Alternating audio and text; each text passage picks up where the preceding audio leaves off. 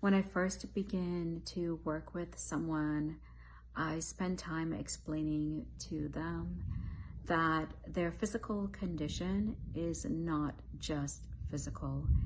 And so I take the time to help them understand that in order for something to exist as matter, as mass, it must first exist as a frequency, as a vibration that is not seen.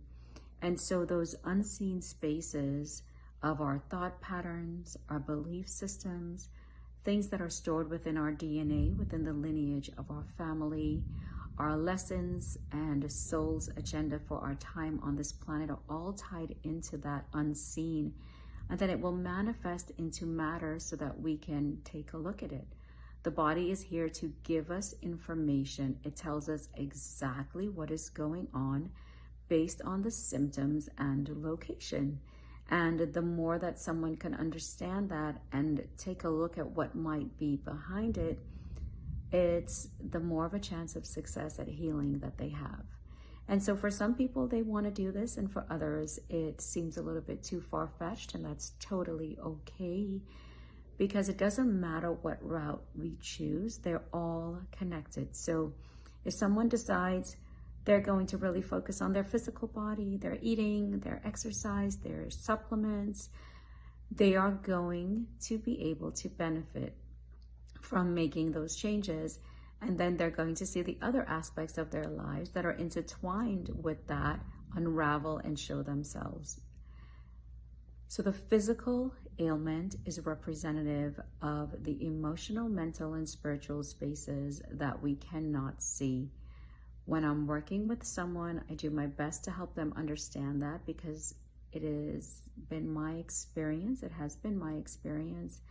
that the more we can connect those dots, the less likelihood we have of that physiological imbalance returning. And so we don't need to understand every nitty-gritty detail about it. However, if we have a sense that, I'm holding on to some grief or some anger or some different types of emotions, and this is kind of where I'm storing it in my body, and then we create the spaces for that to shift.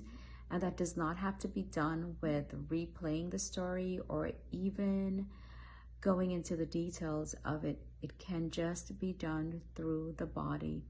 And I love to focus on healing the body with less mind, which means using the body to do what it knows how to do naturally, to play, to dance, to do things like deep breath work, using sound frequencies and sound medicine. There's so many beautiful, beautiful ways that the body just innately knows how to heal itself. And I personally love to focus on those in my life, because I feel like the mind already gets so much space and so much attention. And I have learned for myself, a lot of my healing really lies in moving down into my body and making room for my body to have a space to let go.